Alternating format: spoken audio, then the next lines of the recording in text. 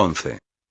Ose había pensado que el torrente de datos se ralentizaría después del primer par de días, pero una semana después de su solicitud inicial comprendió que no iba a ser así.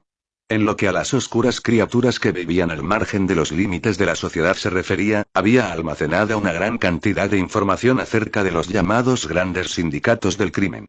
En Oakir existían 3 de esas grandes organizaciones reconocidas por la policía. La familia Joasie, una red al estilo de la mafia de toda la vida compuesta por matones emparentados entre sí, pero con cerebro y abogados suficientes como para no poder relacionar a los jefes con ninguna de las actividades de los efectivos que ejercían a pie de calle.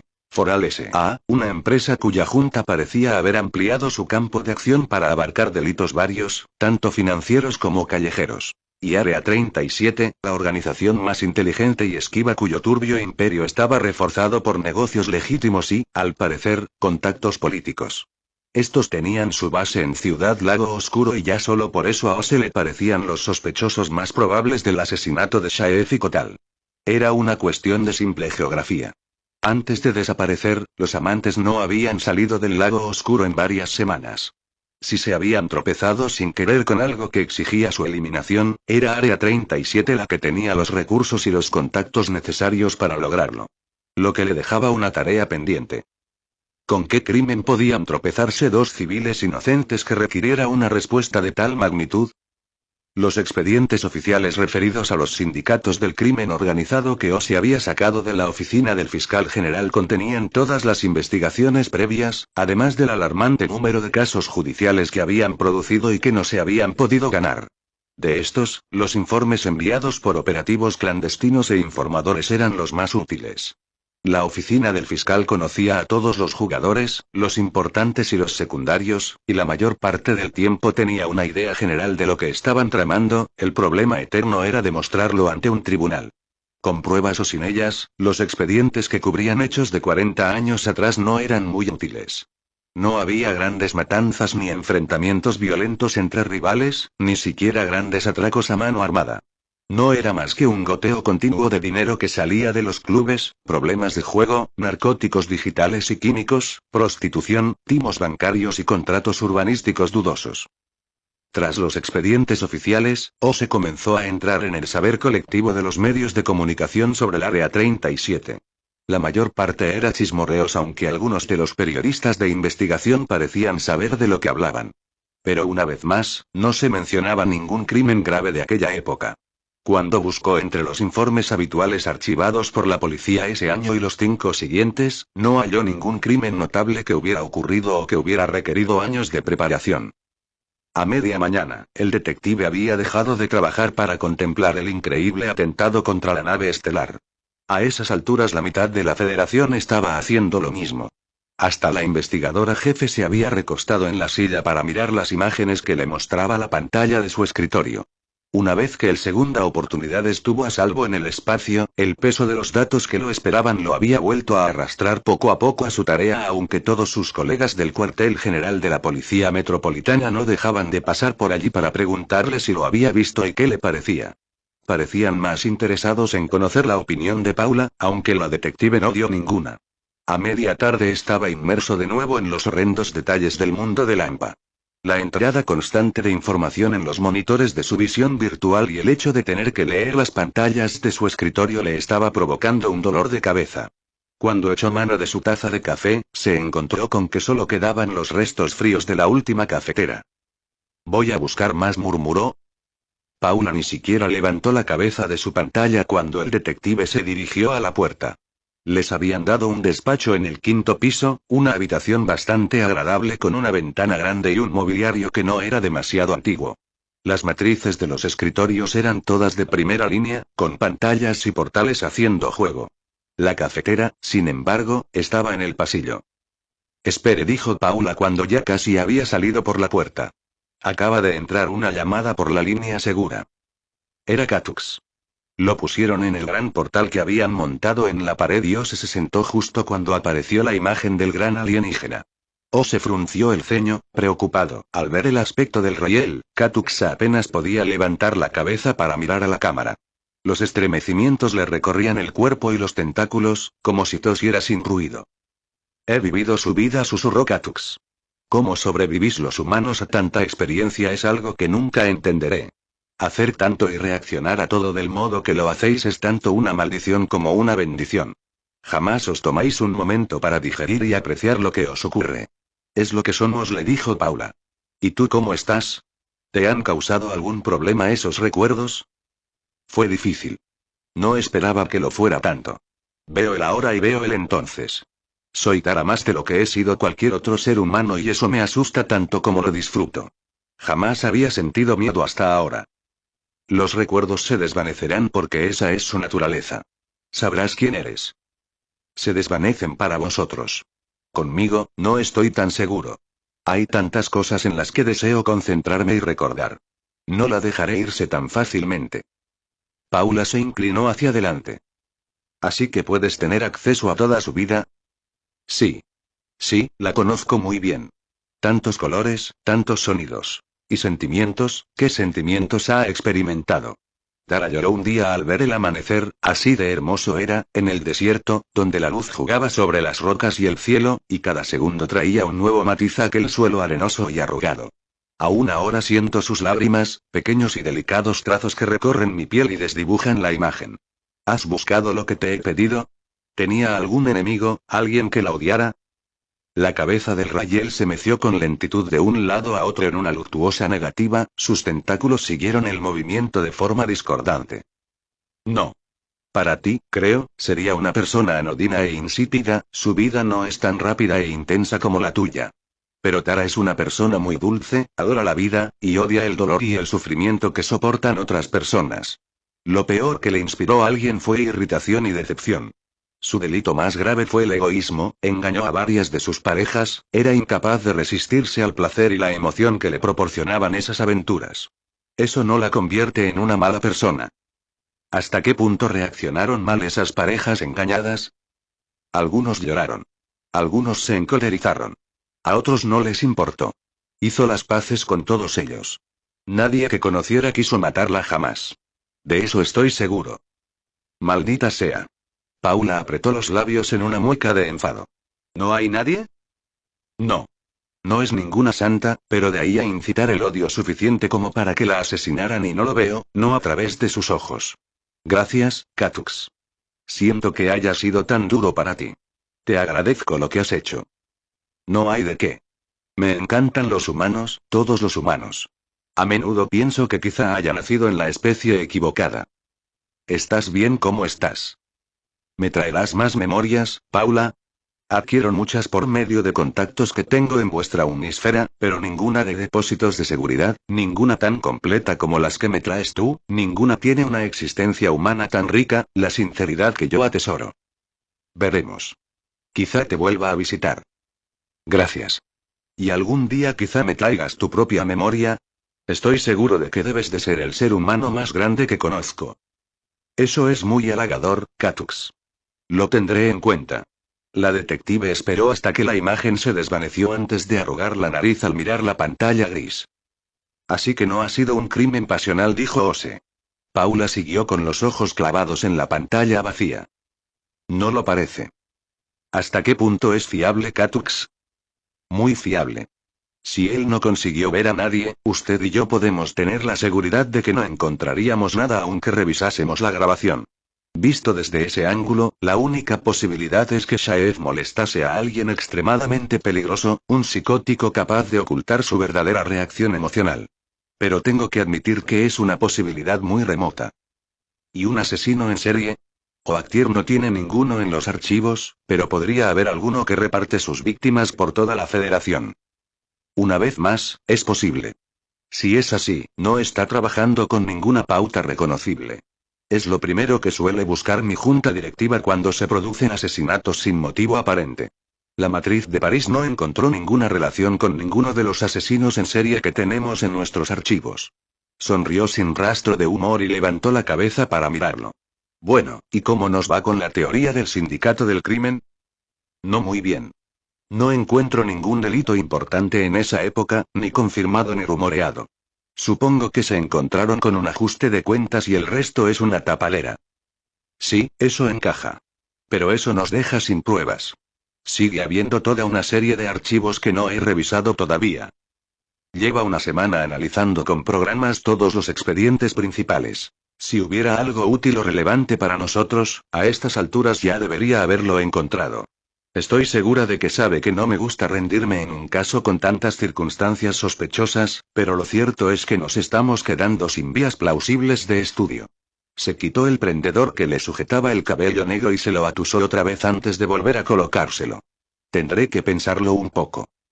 Era la primera vez que el detective había oído a la investigadora jefe especular sobre la derrota, y era sobrecogedor. Bueno, ¿cuántos motivos puede haber? Tiene que ser un asesinato aleatorio. Sabemos que no fue algo personal, ni corporativo ni político, ni siquiera financiero, usted misma dijo que ha salido ganando. No es algo que vayamos a encontrar porque no existe en ningún expediente ni en ninguna memoria. Ose se interrumpió. Paula lo estaba mirando con mucha atención. Una sonrisa empezó a extenderse poco a poco por el rostro femenino. Ose hubiera deseado que no se la dedicara a él. Era una mueca animal, depredadora. Maldita sea, murmuró la detective, admirada. Qué listo, ¿no? Claro que es un hombre muy inteligente, ¿verdad? Eso ya lo habíamos visto. Inteligente y decidido. ¿Quién? La sonrisa de Paula se convirtió en una burla. Jamás en mi vida me había encontrado con un motivo así. Maldita sea. ¿Qué? ¿Ya sabe quién es? ¿Y usted no, detective? Oh, vamos. ¿Quién? Todo se reduce al momento. No la mató para ahorrarse dinero, ese sería el clásico guión, el más clásico de todos. Lo habríamos sabido de inmediato. Lo hizo para poder hacer dinero para los dos. Ella se beneficia de su propio asesinato tanto como él. ¿Quién? Morton. No puede haber sido él. Exclamó Ose. Fue él el que nos alertó. Eso no significa nada. Lo planeó todo de una forma meticulosa. No iba a guardar el recuerdo. La memoria es una prueba y él se la habrá borrado de inmediato. Hijo de puta. ¿Está segura? Ahora sí. La detective cerró los ojos mientras revisaba a toda prisa el guión. Todo encaja. Poder mirar las cosas con retrospectiva es una herramienta maravillosa. ¿Y qué hacemos ahora? Necesitamos pruebas. Las habrá de dos tipos: físicas y financieras. Yo me encargaré de los archivos de la empresa. Muy bien. ¿Cuáles son las pruebas físicas? Quiero que encuentre los cuerpos. Había sido un mal día en la oficina. Al llegar aquella mañana, Morton esperaba que el contrato preliminar para el suministro de estructuras de agua y carreteras del Distrito Central para la nueva capital de Puimro ya estuviera listo para plasmar el certificado de firma. Él había insistido en que Gansu ofreciera un precio considerablemente bajo, unas pérdidas que en esa fase no tenían importancia. Esa era la clave, dejarlos listos para toda una serie de contratos de seguimiento en ese precioso y prometedor mundo nuevo. Con ese primer punto de apoyo, Gansu podía irse labrando el mercado local a lo largo de las 2 décadas siguientes, hasta que la oficina de allí fuera tan grande como la compañía madre de Bactier. Su verdadera conversión en un gigante intersolar habría comenzado. Pero los abogados de la compañía urbanística de Puimro eran suspicaces, creían que la obra que iba a realizar Gansu a tan bajo coste se lograría recortando en materiales y construcción. Querían que se incluyesen garantías escritas así como proscripciones contra los beneficios excesivos. Todo muy razonable, pero ¿por qué demonios no habían mencionado todo eso 2 meses atrás, durante la ronda preliminar de negociaciones? Morton se había encontrado maldiciendo a sus propios contables y abogados corporativos a medida que la maraña burocrática iba creciendo a lo largo del día. Y la situación tampoco estaba resuelta a última hora, cuando dejó la oficina y se largó a zancadas hasta su coche, de muy mal humor. Un equipo de abogados de Gansu se había quedado junto con varios expertos en contratos, todos apiñados en una sala de reuniones y listos para trabajar la noche entera para intentar resolver los temas y preguntas planteadas por sus homólogos de Puimro.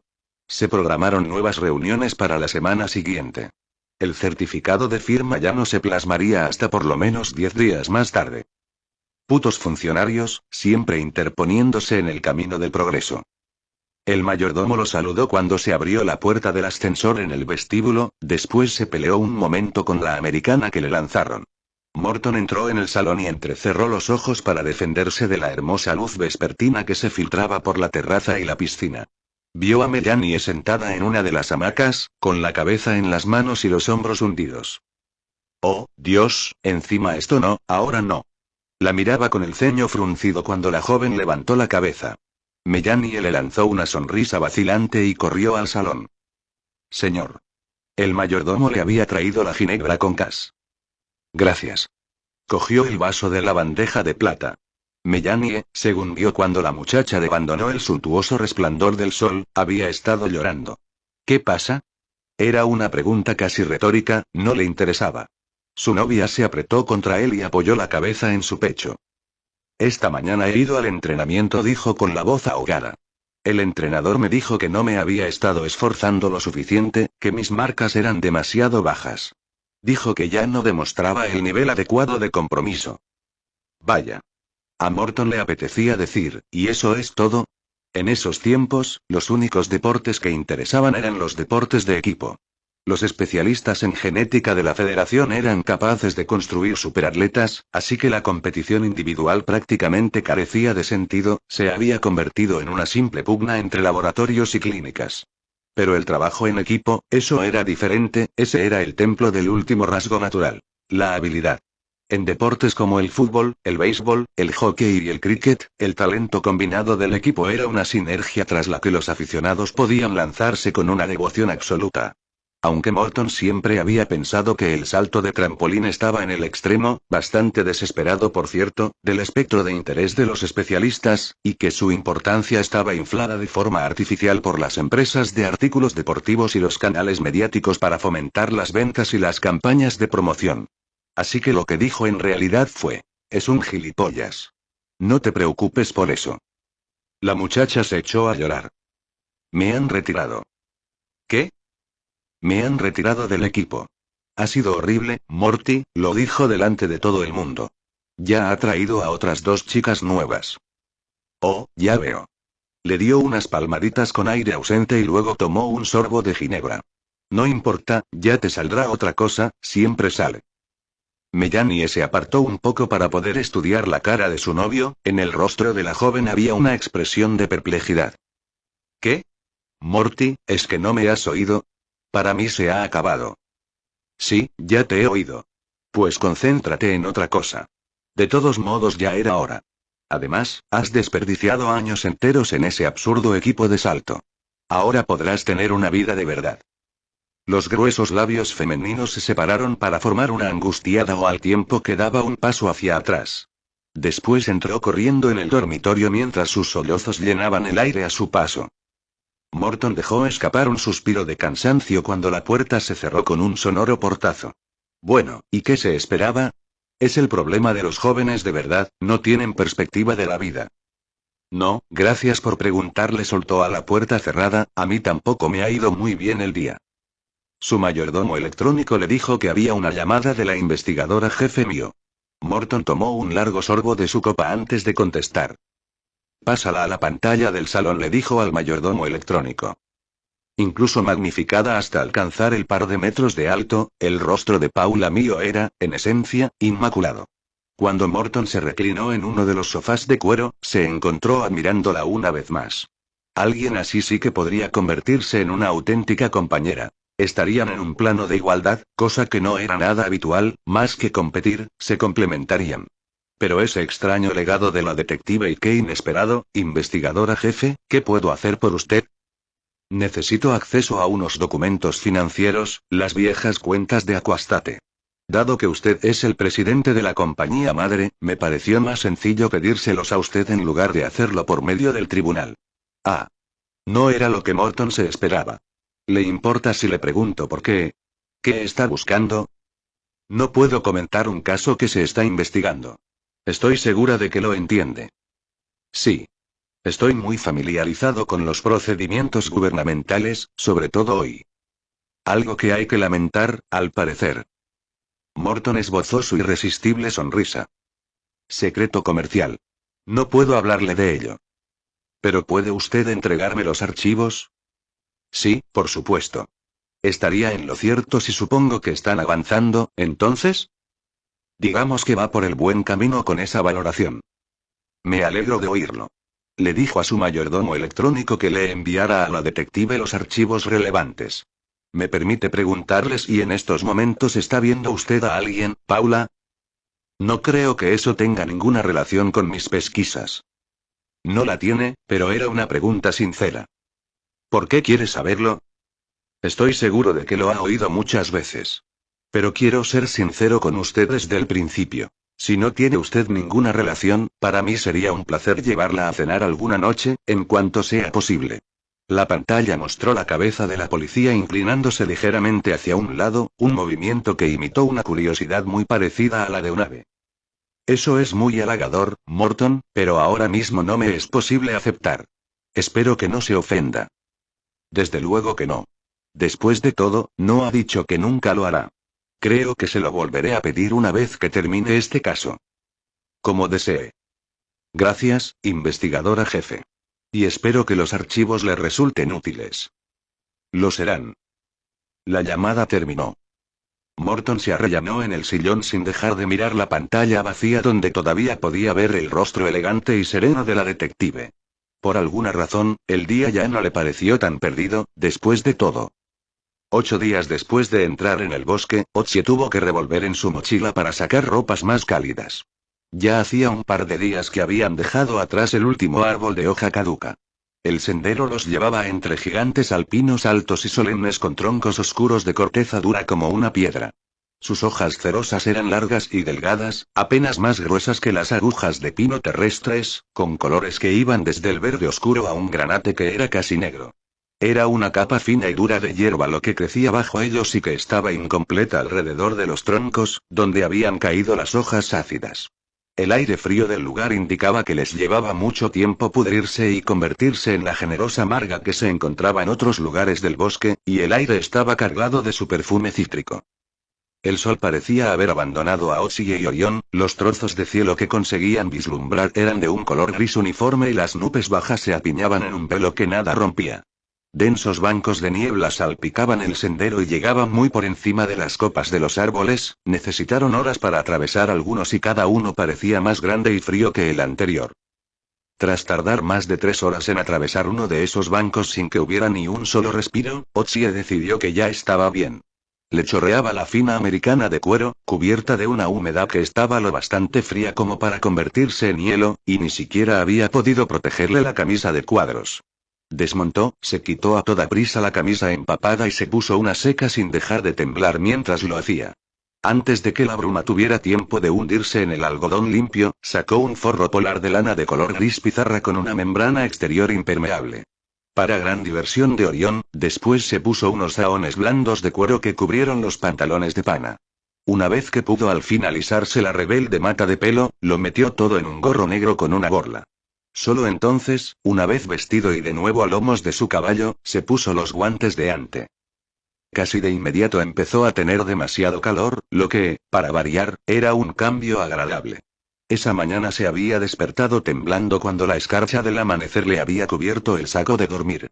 Otsie era un veterano de muchas largas marchas a pie y a caballo y prefería la ropa semiorgánica moderna que podía calentar, enfriar y secar al usuario a voluntad.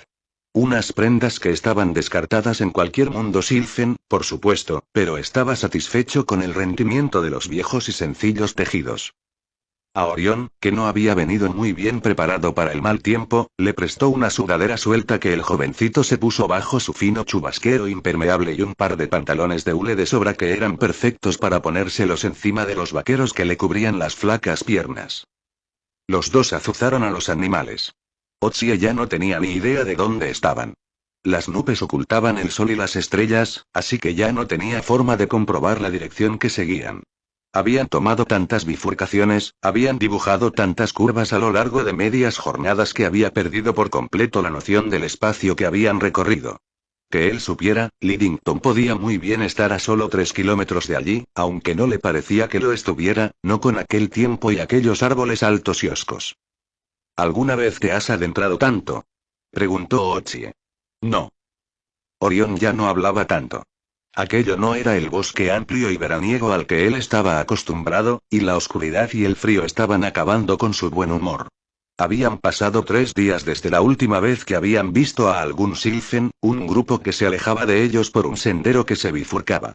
Antes de eso, casi cada día se habían encontrado con un grupo de aquellos alienígenas iluminados. Siempre se habían detenido a saludarlos, pero Otsie no había conseguido sacarles algo con sentido ni una sola vez. Estaba empezando a molestarle que Lais tuviera tanta razón, había un cisma profundo entre los tipos neuronales de las dos especies que impedía cualquier tipo de comunicación auténtica y coherente. Su admiración por los expertos culturales de la Federación iba creciendo en la misma medida. Él no disponía de nada parecido a la paciencia que poseían aquellos hombres y mujeres para ponerse a descifrar laboriosamente el idioma Sylphen. Era imposible discernir el crepúsculo. Las sombras se limitaban a fundirse con la noche. Otsie había estado confiando en su antiguo reloj de cuerda Seiko para que lo fuera advirtiendo, cosa que a ese momento había hecho con toda fidelidad. Pero esa noche, o bien la oscuridad había caído pronto o la capa de nubes invisible que cubría el cielo había encontrado el modo de hacerse opaca. Cuando Otsie impuso la siguiente parada, tuvieron que encender las 2 lámparas de queroseno que Orión había tenido la precaución de llevar consigo. Sisearon y chisporrotearon mientras arrojaban un fulgor amarillo y parpadeante. Los árboles más cercanos se cernían grandes y opresivos sobre los 2 humanos mientras que los que quedaban al borde del resplandor parecían arracimarse en una densa valla que los cercaba. Esta noche levantamos la tienda, anunció Otsie con tanta alegría como pudo. Daba la sensación de que Orión estaba a punto de estallar en lágrimas. Tú mira a ver qué comida hay. Yo voy a cortar un poco de madera para hacer una hoguera. Dejó al chico buscando con aire letárgico entre las alforjas, sacó el machete de hoja de diamante y empezó a trabajar en el árbol más cercano. La hoja armónica que llevaba en la mochila habría atravesado la dura madera en cuestión de segundos. La hoja de diamante tenía un filo de un par de átomos de ancho, pero aún así le llevó sus buenos 40 minutos de duro trabajo rebanar las ramas más bajas del árbol y cortarlas en troncos que pudiera usar. Orión se quedó mirando con gesto sombrío el montón de madera cubierta de agua. ¿Y cómo vamos a encenderla?, preguntó con desconsuelo. Está demasiado mojada para tu encendedor. No había nada seco. La bruma se había espesado y se había convertido casi en una llovizna, el agua caía de continuo de las hojas y las ramas. Otsie estaba muy ocupado partiendo uno de los troncos a lo largo y convirtiéndolo en astillas muy finas. Bueno, supongo que nunca has estado en los Boy Scouts, ¿no? ¿Y eso qué es? Un grupo de jóvenes entusiastas de las acampadas. Les enseñan a frotar trozos de madera hasta que empiezan a soltar chispas. Así se puede prender un fuego estés donde estés. ¡Qué estupidez! Yo no pienso ponerme a frotar troncos. Tienes mucha razón. Otsie ocultó su sonrisa cuando abrió un tarro de gel inflamable y aplicó con cuidado una fina capa de aquella gelatina azul a cada una de las astillas. Las metió entre los troncos y después sacó el encendedor de gasolina, que era incluso más antiguo que el reloj. ¿Listo? Prendió el encendedor y con el brazo extendido lo empujó hacia las astillas. El gel se incendió con un ruido seco y fuerte y se alzó una llamarada alrededor de los troncos que envolvió toda la pila. Otsie apenas tuvo tiempo de apartar el brazo a tiempo. ¿Y yo que creía que habían prohibido el napalm?, murmuró. Orión se echó a reír, aliviado, y aplaudió con las manos enguantadas. Las llamas ardieron con ganas y se derramaron por los troncos restantes. En un par de minutos, todo el montón chisporroteaba y resplandecía con entusiasmo. Manténlo bien provisto, dijo Otsie. Los troncos nuevos tendrán que secarse antes de arder. Mientras el muchacho echaba con entusiasmo otro tronco al fuego cada pocos minutos, Otsie levantó la tienda unos metros más allá. Los puntales eran unos simples postes que sostenían un doble forro aislante que se extendía de forma automática y se inflaba en cuanto él tiraba de la válvula para abrirla. Sobre eso iba el cortavientos, una tela resistente e impermeable con largos pernos en el borde que Otsie clavó en el suelo. No es que el viento pudiera penetrar hasta el suelo del bosque, pero aquel tiempo estaba empezando a darle muy mala espina. Por una vez, Otsie había permitido que Orión escogiese la comida que quisiese de las alforjas. Aquel entorno estaba empezando a deprimir seriamente al muchacho y hacía falta animarlo un poco. Así que se pusieron cómodos al abrigo de las solapas delanteras de la tienda, que habían levantado para formar un pequeño porche. Los bañaba el calor del fuego, que les secaba la ropa y comieron salchichas, hamburguesas, judías y queso caliente vertido sobre gruesas rebanadas de pan. Como colofón, Orión calentó una lata de bizcocho de naranja con melaza. Después de ocuparse de los animales, alimentaron bien el fuego y entraron en la tienda. Ochie podía acurrucarse en su saco de dormir para 6 estaciones. El saco de Orión no era tan bueno, pero tenía un par de mantas con el que envolverlo. El chico se quedó dormido quejándose de que hacía demasiado calor. Ochie despertó con un fuerte dolor de cabeza y una nítida falta de aliento. Había mucha luz fuera, aunque no era el tipo de claridad que llevaba consigo la llegada del día. Orión estaba dormido a su lado, casi sin aliento. Ochie miró al chico durante un momento, incapaz de pensar. Y entonces todo tuvo sentido. Mierda. Salió a toda prisa del saco de dormir, los dedos eran incapaces de acertar con la cremallera. Después gateó hasta la salida. El cierre interno del forro se separó con facilidad, pero después vio que el cortavientos se abultaba hacia adentro. Tiró de la cremallera.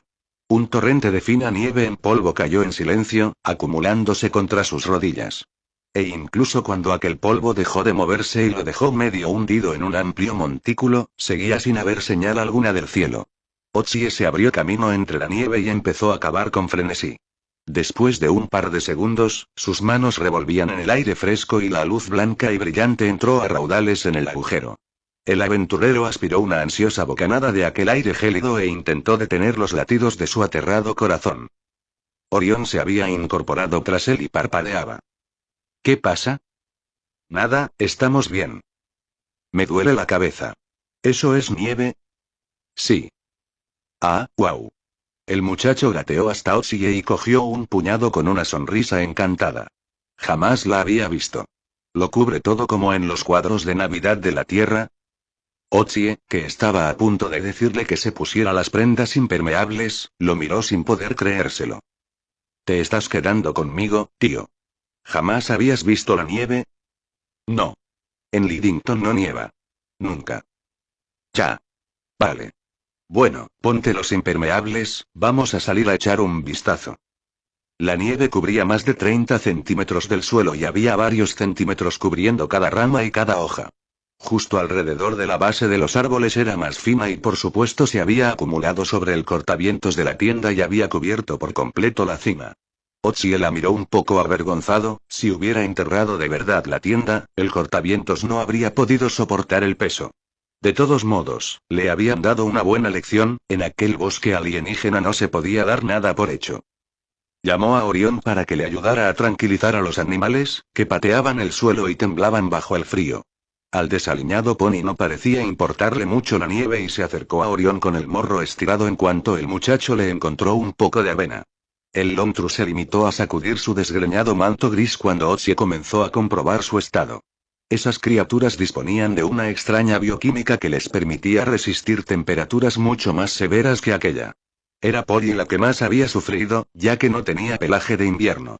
El señor Stifford, de los establos de la calle principal, había mantenido a la yegua con el pelo bien corto para el clima moderado de Silvergalde. Ochie lo pensó un momento mientras acariciaba el cuello tembloroso del animal. Mierda, no hacía falta que nadie le dijera que ya no estaba en la zona cálida de Silvergalde. Y, sin embargo, la temperatura no habría caído tanto a menos que estuvieran a varios miles de kilómetros al norte de Lidington. Habían avanzado mucho en los últimos 9 días, pero no tanto. La única explicación racional era que habían ganado mucha altitud, aunque no sabían muy bien dónde, no era una única montaña, pero en su visión virtual, el mapa no mostraba ninguna tierra alta de verdad a 9 días de distancia de Lidington, y eso montando a toda velocidad, ni siquiera a 20 días, ya puestos.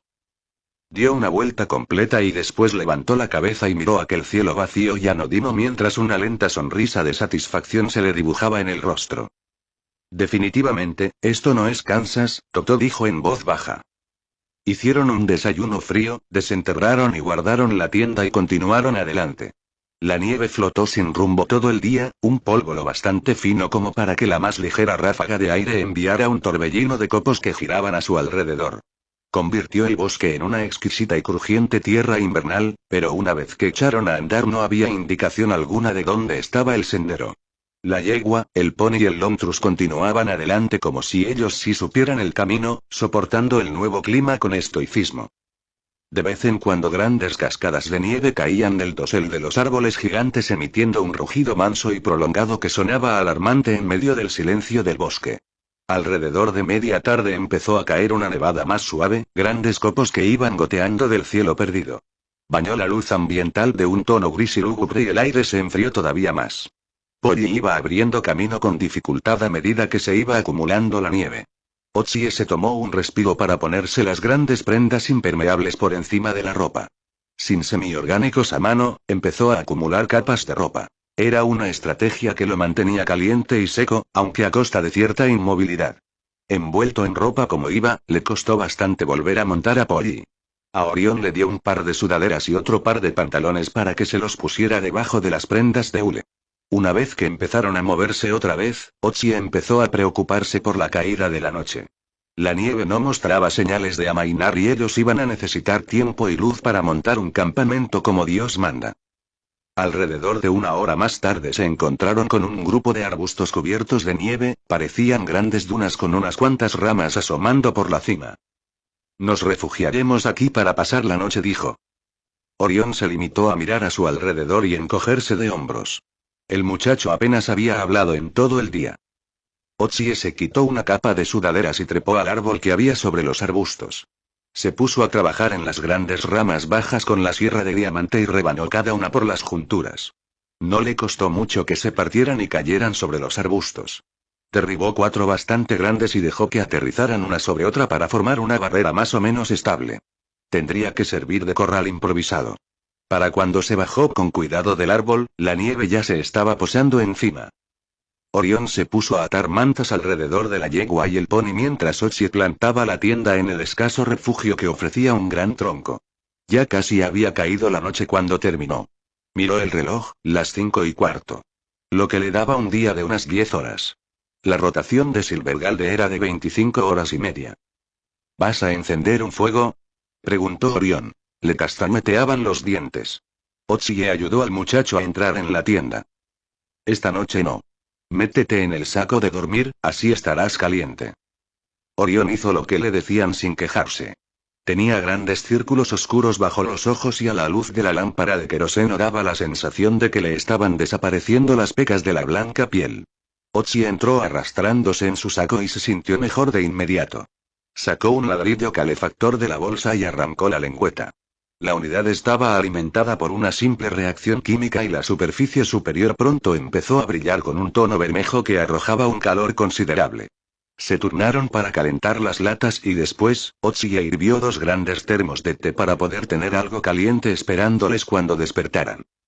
Duerme un poco, le dijo al muchacho. Va a amanecer muy pronto. Orión le lanzó una mirada preocupada. ¿La nieve va a volver a cubrir la tienda? No. Estaremos bien. Y además, ya estaba aclarándose cuando entramos. Pero lo comprobaré cada par de horas, no te preocupes. Jamás en mi vida he pasado tanto frío. Pero ahora ya tienes más calor, ¿no? Ajá. El chico se subió el saco de dormir hasta la barbilla. Supongo. Muy bien. Otsie lo arropó con las mantas. Es solo cuando dejamos de movernos cuando lo sientes más. El reloj de Otsie indicaba las 4:05 cuando llegó el amanecer. Su mayordomo electrónico lo había despertado a intervalos regulares durante toda la noche para que pudiera comprobar la tienda. Tenía la sensación de haber dormido unos 10 minutos en toda la noche. Orión tampoco parecía muy dispuesto a salir del saco de dormir. Tenemos que movernos, le dijo Otsie. No podemos quedarnos aquí. Ya lo sé. Había dejado de nevar en algún momento y el paisaje era blanco, brillante y uniforme. La nieve lo cubría todo, incluso se pegaba a los troncos verticales de los árboles de tal modo que cualquier rama o hoja oscura que sobresalía parecía extrañamente fuera de lugar. Ya había más de medio metro de nieve en el suelo. Otsie se puso las gafas de sol más oscuras que encontró e intentó no demostrar lo mucho que eso lo inquietaba. Tanta nieve iba a ralentizar el avance de los animales. El señor Stifford debería vender trineos, dijo Orión. Seguro que le parece bien cuando se lo diga. Otsie lanzó una carcajada estridente para celebrar el chiste del muchacho y le dio un rápido abrazo. Los dos estaban sorbiendo el té de los termos mientras se acercaban a los animales. El precario corral había funcionado hasta cierto punto, cubierto de nieve y completamente congelado les había proporcionado una protección bastante razonable contra los ventisqueros. Tras él, la yegua y el pony habían pisoteado la nieve que les rodeaba las patas y no dejaban de temblar. El Lomtru se limitaba a permanecer allí, bufando y emitiendo nubes de vapor casi indistinguible. Si eso fuera posible, les lanzaba una mirada hosca bajo los mechones greñudos de pelo que le cubrían los ojos. Orión le lanzó a su entorno una mirada torva. ¿Por dónde? Otzi frunció el ceño cuando la respuesta se le atragantó en la garganta. Intentó descubrir por dónde habían llegado la noche anterior, pero era sencillamente imposible, todos los grupos de árboles parecían idénticos. Prueba tu regalo, le sugirió. El muchacho se manoseó las sudaderas y sacó el colgante. Una luz trémula, diminuta y azul resplandecía en el interior de la pequeña joya. El muchacho la fue girando poco a poco, sujetándola como si fuera una brújula. Cuando estaba señalando hacia la derecha de la tienda, su intensidad se incrementó de una forma notable. A Ozzy le pareció que los árboles formaban una especie de avenida por allí. O algo así. Pues supongo que por ahí, dijo. ¿A que ahora te alegras de que viniera? Mucho. Ozzy rodeó el hombro del chico con un brazo. Al parecer te debo una, ¿eh? ¿Y cómo crees que te lo vas a cobrar? Yo solo quiero volver con mamá y papá. Ya, sí, pero aparte de eso. Es decir, después de servirme de guía y llevarme a un lugar seguro, yo diría que te mereces un par de megakilos. Y eso es un montón de pasta. No sé. Venga, tío. A tu edad, yo ya lo sabía. Vale, dijo Orión, de repente se había animado otra vez. Eso es un montonazo de dinero, ¿no? Desde luego. Como para comprarte tu propio planeta. Bien, lo primero, me compraría un montón de rejuvenecimientos, para vivir tanto como tú. Esa es buena, me mola. Y luego me compraría montones de memorias inteligentes, así tendría una educación y sabría de todas esas cosas complicadas como física, arte y cuentas bancarias, pero sin tener que ir a la escuela durante años. Incluso mejor. Y quiero un coche, uno que mole de verdad, el coche más molón del mundo. Ah, ese es el Jaguar Chevrolet 2251 T-Bird, el descapotable. ¿En serio? ¿De verdad que hay un coche tan molón? Oh, sí. Yo tengo un par en mi garaje. Lo triste es que ya nunca los conduzco. Ese es el problema cuando se tiene tanta pasta, puedes hacer tantas cosas que nunca tienes tiempo de hacer nada. Y también regalaría un poco, a las ONG, hospitales y cosas así, a la gente que lo necesite de verdad. Eso está bien, con eso demuestras que eres un tío majo, no solo otro cabrón rico al que todo le importa una mierda. Otzie, ¿entonces tú das dinero? Todo el mundo sabe que molas. Sí, bueno, doy algo. Le dedicó al muchacho un tímido encogimiento de hombros, cuando me acuerdo. Como Otzi esperaba, al principio avanzaban despacio, con Polly abriendo camino otra vez. Él hubiera preferido mandar al Lomtrus por delante, pero el animal tenía las patas demasiado cortas. Así que Polly continuó abriéndose camino como pudo, con sus patas más largas revolvía la gruesa capa de nieve. Otzi se pasó buena parte de la mañana considerando las opciones que tenían. Fabricar una especie de botas para la nieve y un trineo, arrastrar la comida y soltar a los animales. Dar la vuelta, sin más, y regresar con el equipo adecuado para enfrentarse a ese terreno. Salvo que quién sabía a qué clase de terreno se iba a enfrentar la próxima vez. Suponiendo que pudiera encontrar el camino de regreso a Lidington. No dejaba de decirse que estaban en un país Sylvan. Los alienígenas no permitirían que le sucediera nada malo a nadie. ¿Verdad? A medida que avanzaba la mañana, la profundidad de la nieve empezó a reducirse poco a poco. Pero no se hizo más blanda y seguía pegada a cada superficie. 4 horas después de salir de la tienda, Otzi estaba temblando dentro de sus múltiples capas. Una gruesa escarcha le cubría cada centímetro de la ropa. No le quedó más remedio que bajarse y avanzar como pudo al lado de la yegua, arrastrando las botas por la nieve. El movimiento lo calentó un poco, pero empezó a preocuparse por el ritmo al que estaba quemando calorías. Era obvio que la yegua y el pony estaban sufriendo a pesar de las mantas que les habían atado alrededor. Poco después de mediodía Ozzy observó lo que parecían unos rastros en la nieve que tenían delante. Se quitó las gafas y se encontró con que la luz había adquirido un tono rosa pálido. Convertía el mundo en una gruta extraña, como si el bosque estuviera tallado en un coral quebradizo. ¿Ya ha caído la tarde? Preguntó Orión con la voz ahogada. Tenía la cara completamente envuelta en una bufanda de lana y solo le quedaba una estrecha ranura para poder ver. Otsie miró el reloj.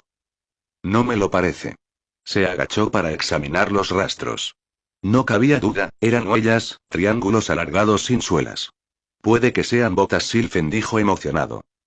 Había quizá unos 15 juegos y todos salían del bosque, un par habían aparecido directamente bajo los árboles, a los que sospechó que se habían subido los alienígenas. Se fundían todas y se alejaban por la indefinida avenida de árboles incrustados de nieve. ¿Estás seguro? Preguntó Orión. Pisoteaba el suelo sin moverse y se golpeaba los costados con las manos en un esfuerzo por defenderse del frío. Eso creo. No sé quién más iba a andar corriendo por estos bosques. Además, no tenemos muchas alternativas. Está bien. Volvieron a ponerse en marcha. Orión caminaba al lado de su pony con un brazo rodeando la silla para poder sujetar las riendas con la mano. Otsie sospechaba que lo hacía para que el pony pudiera tirar un poco de él. El aire estaba tan frío que le quemaba el interior de la boca si cogía aliento. De la bufanda que se había atado sobre la nariz y la boca colgaban largos cristales de hielo allí donde el aliento se le había helado contra la lana. Antes de volver a ponerse las gafas intentó ver dónde estaba el sol. Las ramas que colgaban sobre sus cabezas eran más finas y dejaban ver algunos trozos de un cielo embotado de color rubí. Le pareció que una sección era un poco más brillante, más o menos a medio camino entre el cénit y el horizonte, pero eso indicaría que aún faltaban varias horas para el anochecer. Si había calculado bien los cortos días, solo les quedaba una hora de luz, más o menos. Media hora más tarde, Orión tropezó. Otsie solo se enteró porque oyó un pequeño grudido. Cuando se dio la vuelta, el muchacho estaba boca abajo en la nieve con el pony de pie a su lado. Por mucho que hubiera querido correr, los miembros de Otsie respondieron con lentitud. Era como intentar moverse por un líquido. Cuando incorporó a Orión, el muchacho ya ni siquiera temblaba. Otsie le bajó la bufanda para comprobar que seguía respirando. Tenía los labios oscuros y agrietados, con diminutas motas de sangre congeladas encima. ¿Me oyes? Gritó Otsie. Los ojos de Orión se agitaron un poco y emitió un leve gemido. Mierda, gruñó Otsie. Aguanta, voy a levantar la tienda. Esperaremos aquí hasta que mejore el tiempo. No hubo respuesta, aunque Orión levantó un brazo unos centímetros. Otsie lo dejó apoyado en el pony e intentó sacar la tienda de las alforjas del Lontrus. Los guanteletes que llevaba por fuera eran demasiado gruesos y no podía desabrochar los cierres de las correas, así que se los quitó e intentó contener la mueca cuando el aire ártico le atravesó directamente los guantes de lana que llevaba debajo. Empezó a manosear las correas, pero al final se rindió, sacó el machete de hoja de diamante de la vaina y las cortó. Tuvo que volver a ponerse los guanteletes 3 veces y agitar los brazos para intentar recuperar el calor de las manos y conseguir así mover los dedos. Tras lo que le parecieron varias horas después, la sección aislada de la tienda se había inflado de mala gana y Otsie había conseguido asegurar las estacas a los bordes. Metió un par de ladrillos calefactores dentro y luego arrastró al muchacho semiconsciente tras ellos. Con las solapas selladas, el interior de la tienda no tardó en calentarse con el resplandor de los ladrillos. Otsie tuvo que quitarse varias capas de ropa y hacer lo mismo con el chico antes de empezar a sentir los beneficios. Los sabañones que le habían salido en los dedos de las manos y de los pies eran lo bastante grandes como para hacerle estremecerse cuando recuperó la circulación. Orión empezó a toser, daba la sensación de que estaba a punto de echarse a llorar. ¿Cómo puede hacer tanto frío? Preguntó el muchacho, desconsolado. Si de verdad quieres saberlo, creo que ya no estamos en Silvergalde. Otsie observó al muchacho con gesto angustiado para ver cuál sería su respuesta. Hace ya unos 3 días que me lo imaginé, dijo Orión. Pero sigo sin entender por qué iba a querer nadie visitar un mundo con un clima como este. Bueno, no estoy seguro. No creo que estemos en las regiones polares de este planeta porque hay árboles. Puede que me equivoque, pero, por regla general, los entornos que son ultrafríos durante todo el año no pueden sostener unos seres vivos tan grandes como unos árboles. Así que yo diría que, o bien estamos en un mundo con un sol moribundo, o en otro con una órbita elíptica muy larga y hemos llegado en pleno invierno, cuestión de mala suerte. Agitó las manos para intentar aliviar el dolor a medida que regresaba la capacidad de sentir y de moverlas. Tenía la sensación de que sus orejas se habían convertido en un par de témpanos de hielo. Bueno, ¿y qué hacemos ahora? Como ya he dicho, esperamos a ver si la mañana nos trae algún cambio, aunque sospecho que no lo hará. Pero ahora no podemos seguir. Tenemos que prepararnos. Dentro de un rato volveré a salir. Tengo que poner el cortavientos y luego meteré el resto de las bolsas. También tenemos que hacer una buena comida caliente. Y el botiquín de primeros auxilios tiene una crema que se ocupará de tus labios. Y de los tuyos, dijo Orión. Otsie se llevó los dedos a la boca y sintió la piel reseca y agrietada. Y de los míos, admitió. Rezaba para no tener que enfrentarse también a una congelación. Por suerte, las botas le habían mantenido los pies razonablemente aislados, pero más tarde tendría que echarle un buen vistazo a Orión. ¿Y los animales? Preguntó el muchacho. No puedo cortar ramas para hacer una hoguera, no voy a tener tantas fuerzas.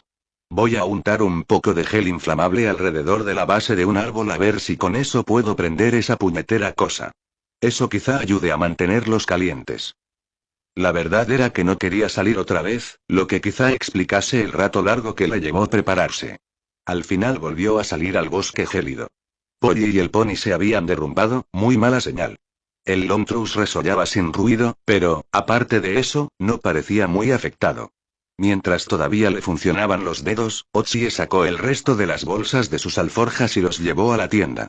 Después se pasó 20 frustrantes minutos colocando el cortavientos sobre el forro interior mientras las manos se le iban quedando cada vez más rígidas. Pero por fin terminó y se llevó el tarro de gel inflamable a uno de los árboles más cercanos. Rascó la nieve de una sección del tronco, a unos 30 centímetros del suelo. Después se detuvo y miró más de cerca. No era corteza lo que había expuesto, se parecía más a una capa áspera de cristal de color violeta oscuro, casi como una amatista. Los guantes eran demasiado gruesos para darle alguna pista sobre la textura de la superficie cuando la frotó con la mano y, en cualquier caso, tenía la piel demasiado entumecida. A pesar de todo, le pareció que era cristal auténtico. Vio la luz que se refractaba en las profundidades del tronco. Por más que lo intentó, no se le ocurrió qué tipo de reacción química habría podido sufrir la corteza, algún tipo de transformación catalizadora provocada por el frío extremo. Con la esperanza de que la madera siguiera intacta bajo el cristal, levantó el machete y lanzó un golpe. Varios cristales se hicieron añicos con el impacto, pero el corte apenas profundizó 1 centímetro. Otro golpe más pesado arrancó un gran trozo de la costra de amatista. El agujero expuso más cristal, una columna de lo que le pareció cuarzo casi puro que formaba el interior del árbol.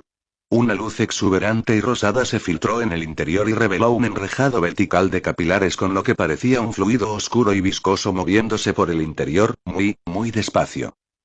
La madre que me parió, gruñó Otsie. Un puto árbol joyero. Cuando levantó la vista, las ramas sí que le parecieron más angulares que las de un pino normal, y las ramitas se multiplicaban en patrones geométricos fractales. Todas ellas estaban cubiertas de una dura costra de nieve, lo que había mantenido oculta su verdadera naturaleza. La sensación de asombro de que habría disfrutado en circunstancias normales al descubrir un capricho tan espléndido de la naturaleza quedó anulada cuando se dio cuenta de que el tiempo no iba a mejorar al llegar la mañana. La evolución no había hecho surgir semejante biota cristalina en un clima cálido, de hecho, era muy probable que fuera una forma de evolución a la inversa. Las plantas árticas se expandían con el final de la edad de hielo y después luchaban por sobrevivir en un entorno cada vez más degenerado hasta que sus genes refinaban la química definitiva que se adaptaba al invierno. ¿Y cuántos millones de años de falta de calor habían hecho falta para producir algo así de sofisticado? Se habían perdido la última primavera del planeta durante varias eras geológicas. Otsie se apresuró a volver a la tienda, se sentía demasiado culpable para mirar a la yegua y al pony cuando pasó junto a ellos. Orión había empezado a hacer la cena sobre los ladrillos calefactores. La condensación empezaba a chorrear por el forro interno. No veo ningún fuego, dijo el chico cuando Otsie selló la solapa.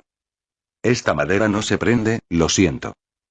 Ya vuelvo a sentir los dedos de los pies. Bien. La capa aislante debería conservar el calor sin dificultad durante la noche. No tendremos problemas metidos en los sacos de dormir. Otsie estaba haciendo un inventario aproximado. Solo quedaban 11 ladrillos calefactores. Suficientes para poder aguantar, siendo realistas, 3 días. Podían permitirse el lujo de seguir adelante un día más, y punto. Si el sendero no los había llevado a un mundo más cálido al día siguiente por la noche, tendrían que dar la vuelta. Nada de, a ver lo que hay tras la próxima curva. Nada de, creo que está saliendo el sol. Si las cosas no cambiaban de verdad, no podía arriesgarse. Ya no quedaba margen para el error. Y no quedaría nadie que devolviera su célula de memoria a la Federación para someterse a un renacimiento. De hecho, ¿cuánto tiempo puede pasar antes de que nadie se dé cuenta de que he desaparecido? Otsie sacó el costurero de la mochila. Ah. Esto nos va a ser muy útil. Tengo una idea para unas cosas que vamos a necesitar mañana. ¿Qué tal se te da coser? Te lo he estropeado todo, ¿verdad? Dijo Orión. Lo habrías conseguido si no hubiera sido por mí. Tío. Otsie intentó sonreír, pero los labios se le agrietaron. Se secó un poco las gotas de sangre. De eso nada. Lo estamos consiguiendo, estamos recorriendo los senderos más profundos. Es el regalo de tus amigos lo que nos ha hecho llegar tan lejos. Orión sacó el colgante y los dos se quedaron mirando su superficie oscura y sin vida. Vuelve a probar por la mañana, dijo Otsie. Polly y el pony estaban completamente congelados cuando salieron de la tienda a la mañana siguiente. No habrán sentido nada, dijo Otsie cuando Orión se detuvo a mirarlos. Le amortiguaba la voz la gruesa máscara de tela que había cosido con todo cuidado la noche anterior. Se había puesto todas las prendas de ropa que era posible llevar encima, al igual que Orión. Daba la sensación de que el abrigo del chico se había inflado hasta alcanzar el doble de su tamaño, hasta los guantes los llevaba cubiertos de envoltorios crudos y abultados de calcetines modificados, como pequeños globos. Habrán sentido frío, dijo Orión. Otsie no podía verle los ojos tras las gafas de sol que llevaba, pero supuso que habría un gran remordimiento. Con sus guanteletes bastante más prácticos, fue Otsie el que desmanteló la tienda y volvió a poner las mochilas en las alforjas del Lontrus. El frío era igual de debilitante que el día anterior, pero las pequeñas prendas protectoras que habían unido contribuían a evitar que les mordiera la piel. La temperatura era demasiado baja para que se derritiera la nieve, lo que eliminaba la posibilidad de que se les mojaran los pies, lo cual hubiera sido letal. La brisa había esparcido la capa superior más suelta de nieve, pero todavía quedaban algunos indicios de las pisadas que habían seguido el día anterior. Otsie le dio un empujón al trasero del Lontrus y al final le arreó una patada a la desgraciada bestia, que empezó a moverse emitiendo un gemido herido. El optimismo que había reinado cuando Otsie salió de la tienda para saludar al nuevo día, se fue agotando poco a poco. Aunque no llegaba a vacilar, el Lontrus se movía despacio. Cada paso que Otsie daba suponía un esfuerzo, tenía que acarrear el peso de la ropa, empujar los pies por la nieve apelmazada. El calor los fue abandonando poco a poco. No había un lugar por el que se escapase, era más bien una emisión general, lenta e implacable, que lo iba helando. Cada vez que levantaba la cabeza para mirar aquellas nubes altas de color cereza que cruzaban el cielo rosado, se imaginaba corrientes de calor corporal que se escapaban hacia el cielo para llenar aquel vacío insaciable y gélido. Unas monótonas horas después, Otsie notó que los árboles de cristal eran más bajos que antes. Su manto permanente de nieve también era más fino, las ramas superiores asomaban por algunos lugares. El sol destellaba y rielaba en sus múltiples facetas, partiéndose en un espectro prismático de todos los tonos de rojo, desde un rosado claro y suave a un burdeos profundo y lúgubre. También había menos nieve bajo sus pies. Ya hacía mucho rato que Otsie había perdido la pista de las huellas de los Sylphen. Estaba tan absorto en intentar ver lo que había entre las mermadas columnas de cristal que no se dio cuenta de que Orión empezaba a detenerse. El muchacho se agarró a los mechones apelmazados del pelo del Lontrus, lo que hizo que el animal protestara con un gañido. ¿Necesitas un respiro?, preguntó Otsie. No. Hace tanto frío, Otsie. Mucho frío. Tengo miedo. Lo sé. Pero intenta seguir adelante. Por favor. Si nos paramos solo vamos a empeorar las cosas. Lo intentaré. ¿Quieres apoyarte en mí un rato? No. Otsie tiró con suavidad de los mechones de pelo que había justo detrás del cuello del Lontrus para reducir la velocidad del animal, que no se resistió a las órdenes. Continuaron adelante a un paso terriblemente lento. Otsie empezó a replantearse sus progresos. Estaba claro que la noche anterior, cuando había calculado hasta dónde podían llegar, no había tenido bien en cuenta el estado de Orión. Y era obvio que ese día no iban a avanzar mucho más de un par de kilómetros en el mejor de los casos, e incluso eso iba a ser agotador para el muchacho. Lo más sensato sería dar la vuelta de inmediato. A ese ritmo, si tenían suerte, quizá consiguieran llegar al lugar donde habían plantado la tienda la noche anterior. El bosque se está terminando, mira, dijo Orión. Otsie se centró, alarmado por la facilidad con la que había caído en un ensueño. Los árboles de cristal eran pequeños y estaban desnudos. Troncos centrales de armadura de amatista que se alzaban orgullosos con las ramas principales sobresaliendo en ángulos rectos. En las puntas de los segmentos de las ramitas regulares, las incrustaciones moradas daban paso a cuñas opalinas lisas que resplandecían en cada punta, con el lado plano hacia arriba para absorber la luz gélida y nítida. Habían disminuido lo suficiente como para que Otsie viera más allá de los últimos grupos la inmensa planicie que los aguardaba. Desde su posición parecía una depresión circular encerrada por colinas bajas y curvas. Bajo aquel aire despejado y enrarecido, el lado contrario estaba casi tan perfilado como el suelo que lo rodeaba. No era fácil juzgar la distancia con tan pocos puntos de referencia, pero supuso que tenía entre 30 y 35 kilómetros de anchura. Unas chispas brillantes de sol reflejado parpadeaban con una intensidad viva y envolvían cada colina en un halo que indicaba que el bosque de árboles de cristal se había extendido por cada ladera. El suelo de la depresión estaba vacío, aparte de unos cuantos montones de nieve en polvo. A pesar de toda la dura belleza de aquel exótico paisaje, a Otsie le apetecía maldecirlo. Allí no había esperanza. Ya solo llegar al final del bosque les iba a costar mucho, a unos cuantos cientos de metros de distancia, donde los árboles de cristal no eran más que dendritas larguiruchas de ramales de cristal transparente que sobresalían del suelo duro como el hierro. La simple idea de atravesar aquella inmensa tierra desolada y vacía era impensable. Quizá por eso jamás se volvió a saber nada de tantos que buscaron los senderos más profundos. Nuestra percepción de los Sylphen como seres dulces y amables es una ilusión que nos hacemos, estúpida y conveniente. Queríamos creer en los elfos. ¿Y cuántos cuerpos humanos yacen ahí fuera, bajo la nieve, por culpa de eso? Es un desierto, dijo Orión. Un desierto de hielo. Sí, eso me temo. Me pregunto si mamá y papá llegaron aquí. No te preocupes. No son idiotas, habrán dado la vuelta, como nosotros. ¿Es eso lo que vamos a hacer? Otsie vio un destello de luz casi azul al otro lado de la pradera. Se levantó las gafas de sol sin hacer caso de la punzada de dolor provocada por la ráfaga de aire gélido que aleteó junto a su piel expuesta. El destello surgió otra vez. Esmeralda, sin duda. El contraste era asombroso en aquel paisaje compuesto solo por tonos diferentes de rojo. El verde tenía que ser artificial. Una baliza. Volvió a bajarse las gafas. Quizá no. Las bengalas de señales estaban apiñadas en argollas en cada bolsa, para que el acceso fuese más fácil. Sacó uno de los delgados cilindros, le quitó el tapón de seguridad y lo sostuvo con el brazo extendido para apretar el gatillo. Se oyó un gran crujido y la bengala salió disparada hacia el cielo. Una estrella cegadora de luz escarlata flotó sobre el borde del bosque de cristal y se detuvo allí un buen rato. Orión había clavado los ojos en el pulso lento de la baliza verde. ¿Crees que hay personas? Tiene que ser alguien. Mi matriz de mano sigue sin funcionar, así que los Sylphen están tocando las narices con la electricidad. Lo que significa que este es uno de sus mundos, sin duda. Esperó un par de minutos y luego disparó otra bengala.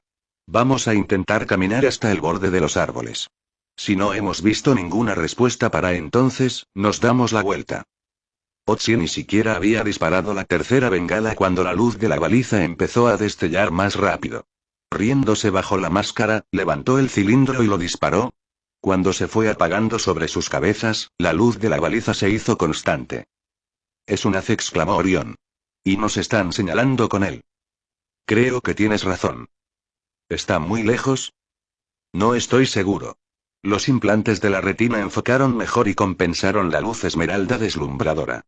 La resolución no era espectacular, pero, por lo que podía distinguir, la luz provenía de la cima de un montículo o un pequeño altozano. Había líneas oscuras sobre él. ¿Terrazas? 15 o 17 kilómetros, quizá más, y hay una especie de estructura a su alrededor, creo. ¿Qué clase de estructura? No lo sé.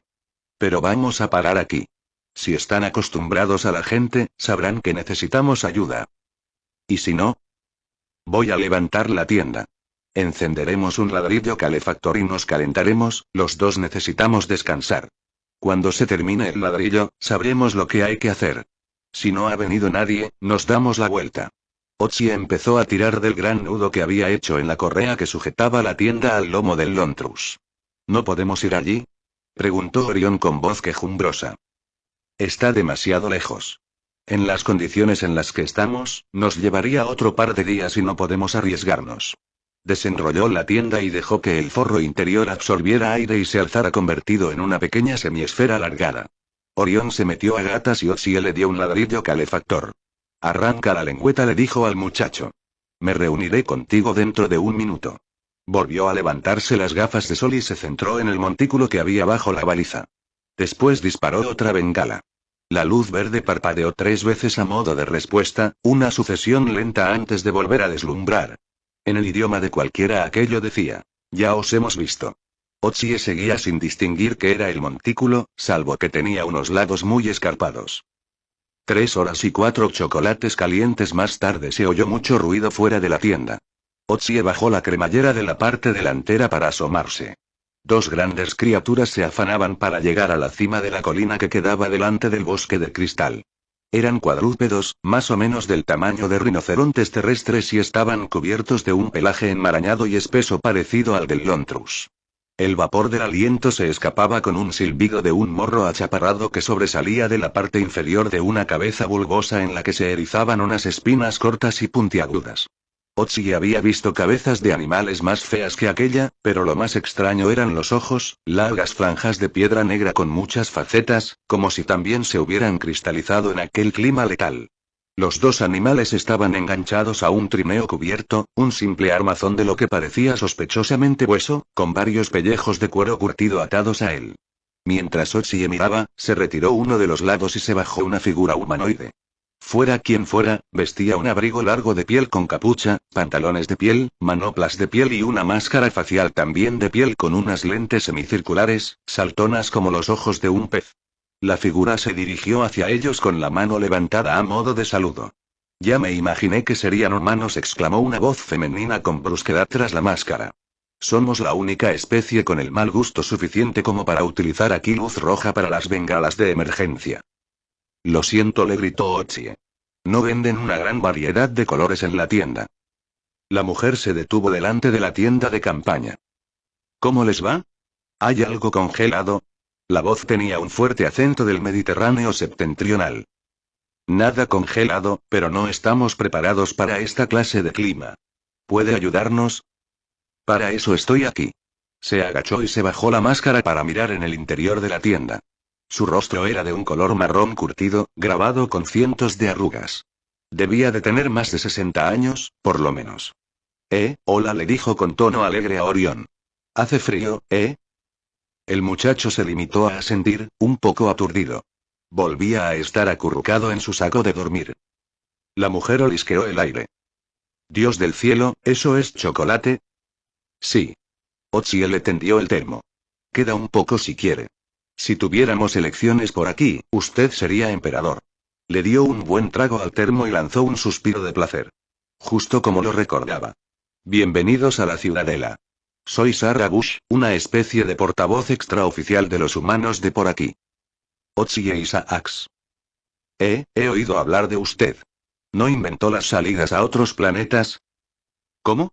Ah, sí. Otzi estaba un poco distraído. Un bloque de pelo había aparecido detrás del segundo trineo. Esa vez no era ningún bípedo con un abrigo de piel. Era más bien un rectángulo alto de la piel más mullida que él había visto jamás, con unos ojos oscuros y grandes cerca de la cima, a unos 2,5 metros del suelo.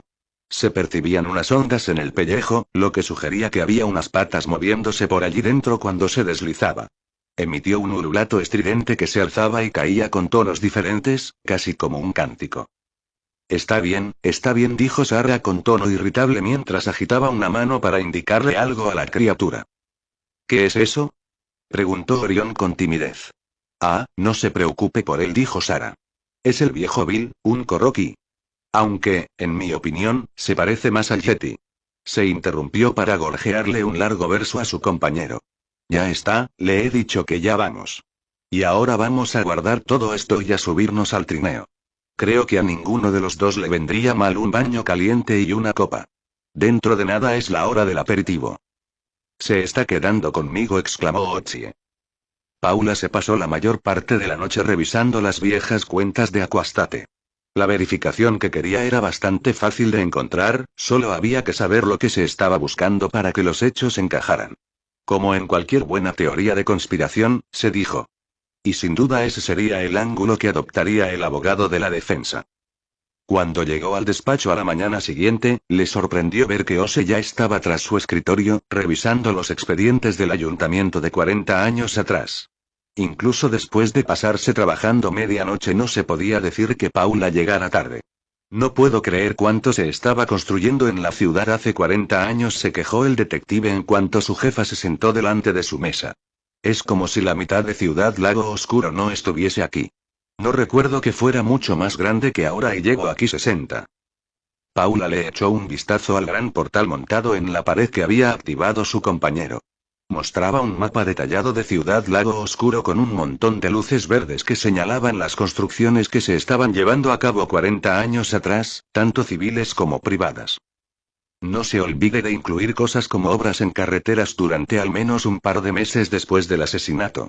Sé que eso aumentará la zona de búsqueda de una forma notable, pero esa incertidumbre las convierte en una de las principales posibilidades. El detective no dijo nada, pero su expresión se agrió un poco más.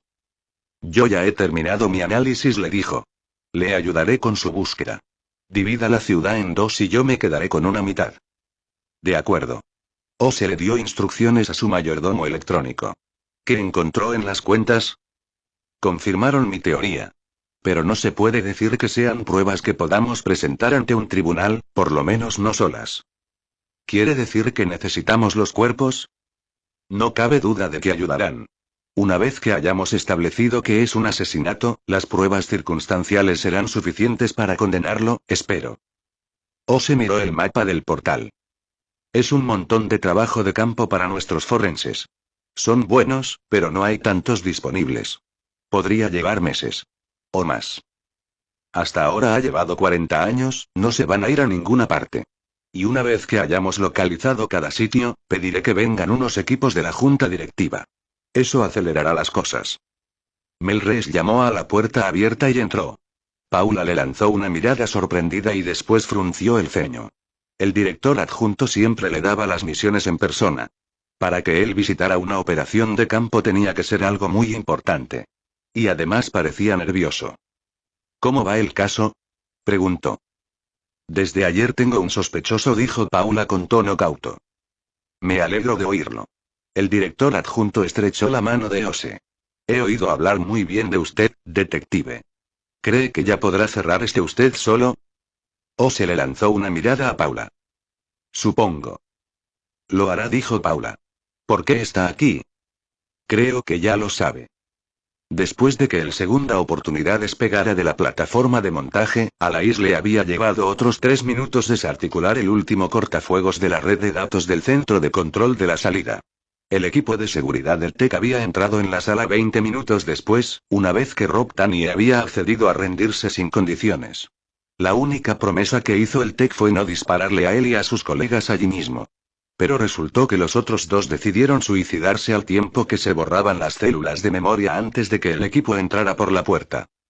Un nuevo grupo de técnicos especialistas en agujeros de gusano se apresuraron a entrar mientras se llevaban a Rob sin más ceremonias con las esposas puestas, correas en las piernas y un collarín de anulación neuronal. Les llevó 2 horas comprobar todos los sistemas y volver a abrir la salida al lado de la nueva órbita de la nave estelar, una órbita muy elíptica. Para entonces, lo que quedaba del complejo se encontraba bajo el estricto control de las fuerzas de seguridad del TEC. La zona circundante estaba aislada y la había limpiado la Junta Directiva de Seguridad de la Federación. Un escuadrón de aerorobots de combate FT-897 se encargaban de patrullar el perímetro. Aquellos elipsoides oscuros y lisos eran ultramodernos y estaban equipados con armas capaces de borrar del mapa de un solo disparo antiguallas tan lastimosas como los Vengadores del Álamo. A los supervivientes de la plataforma de montaje los bajaron de nuevo al planeta. Subieron equipos nuevos para evaluar el estado de la nave y asegurar el equipo expuesto para evitar una mayor degradación por efecto del vacío. Se elaboraron nuevos protocolos para establecer una nueva plataforma de montaje alrededor de la nave. 5 horas después de que la primera explosión señalara el comienzo del asalto, Wilson Kime surgió por la salida ante el aplauso espontáneo y los vítores del personal del complejo para recibir el abrazo de oso de Nigel Sheldon. La oficina de prensa del TEG retransmitió el regreso triunfal del capitán a una audiencia casi tan abultada como la que había atraído el asalto.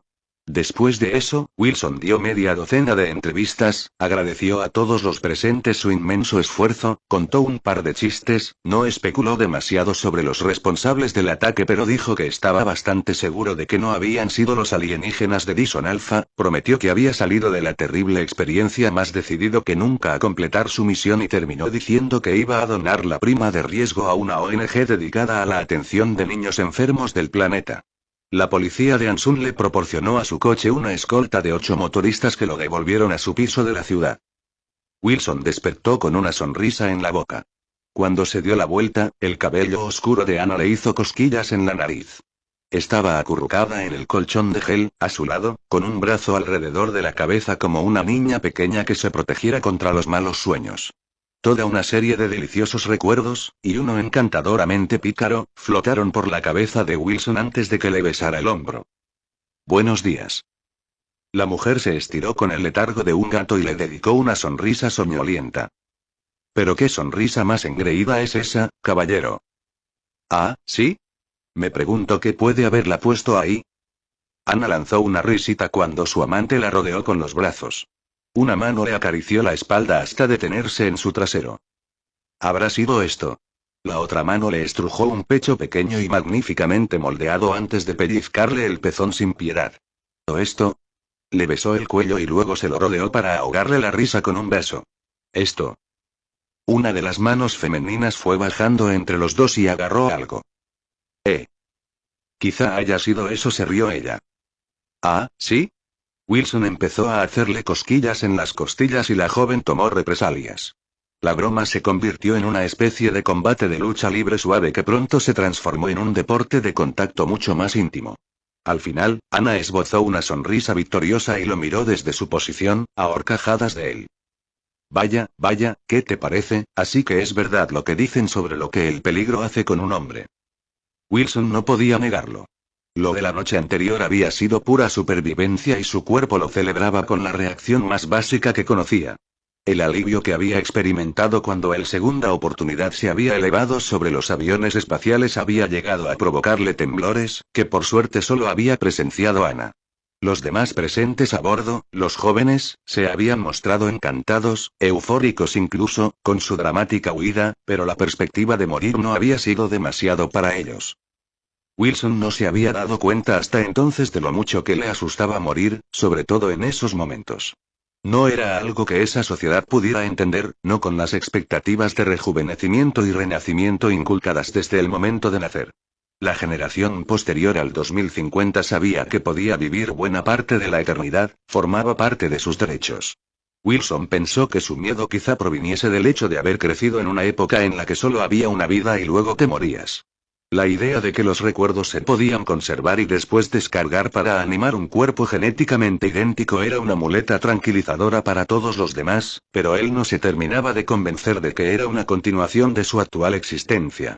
Habría una interrupción, una brecha entre lo que era en esos momentos y lo que ese futuro Kime recordaría ser.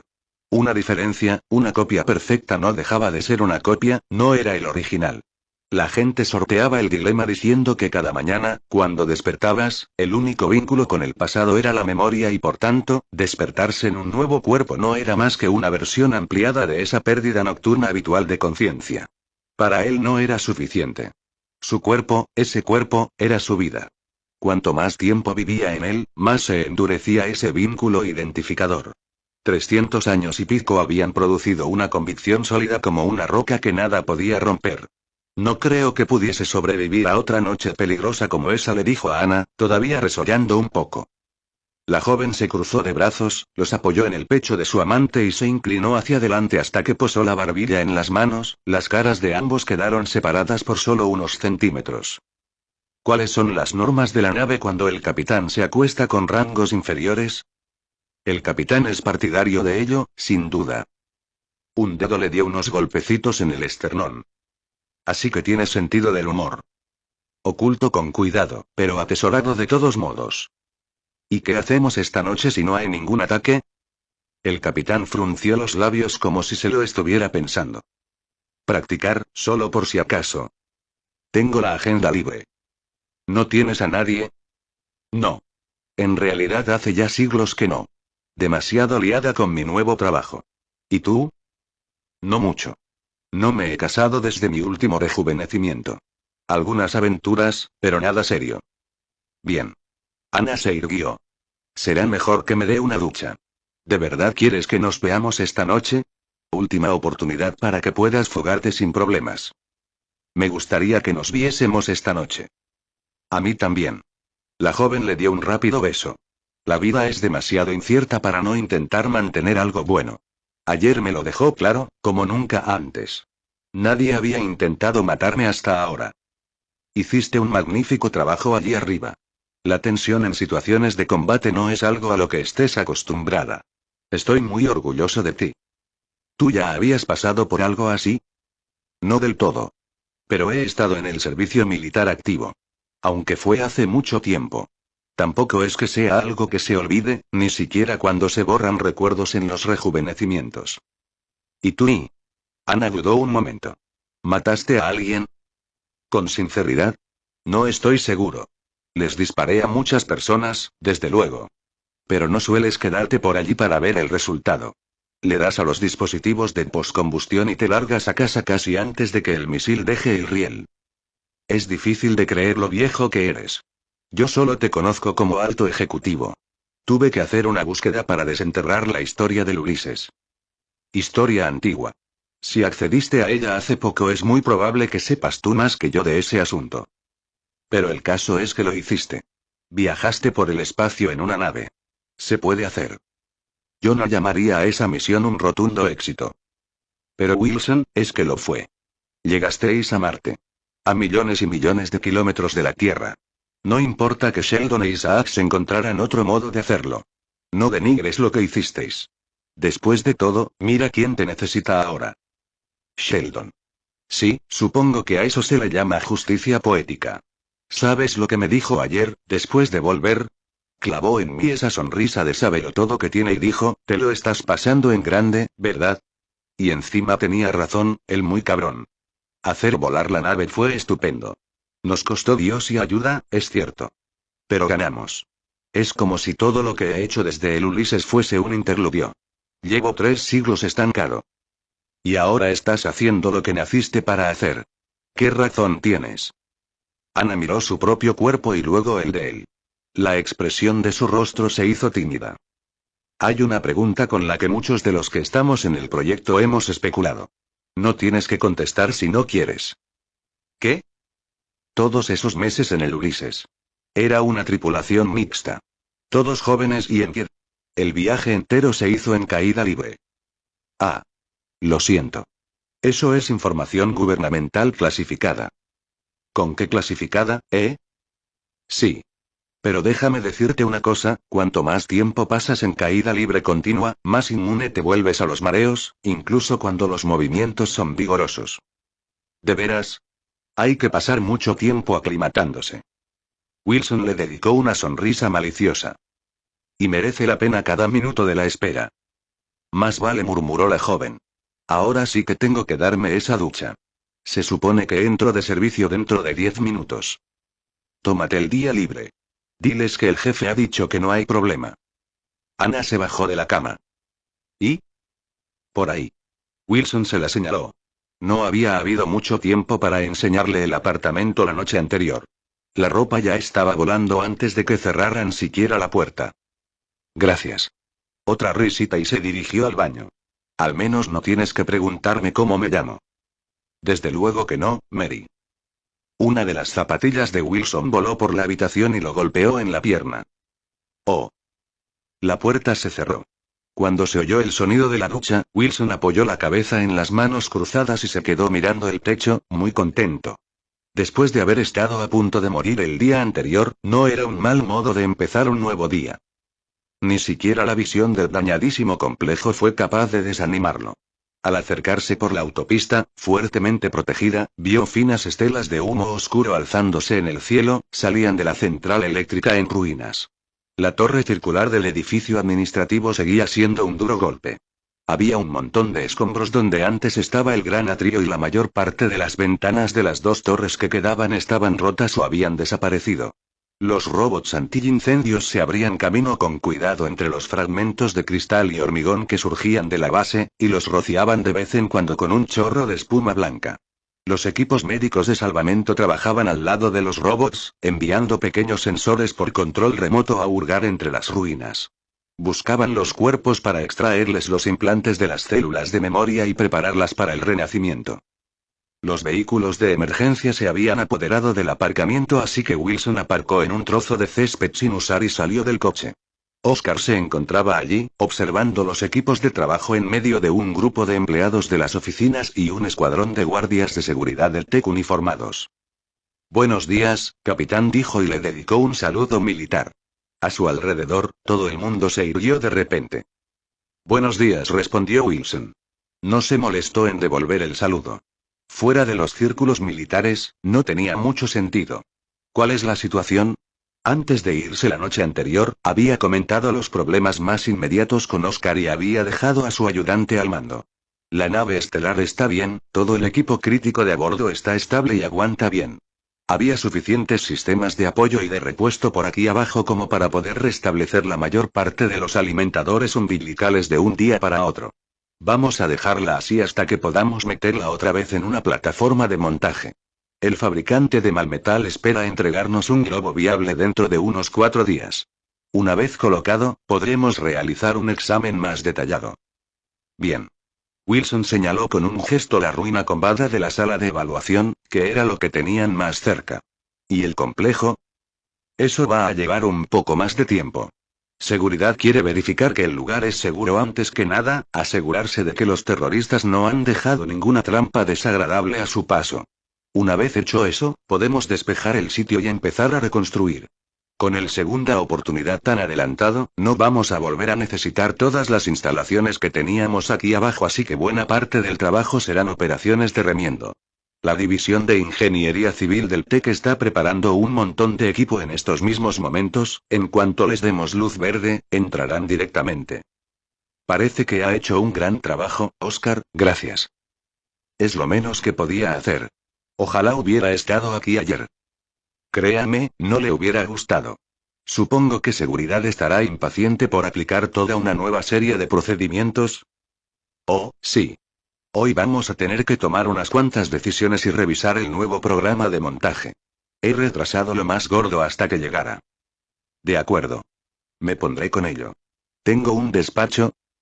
He cogido el edificio 3 de sistemas químicos para el personal de mayor rango.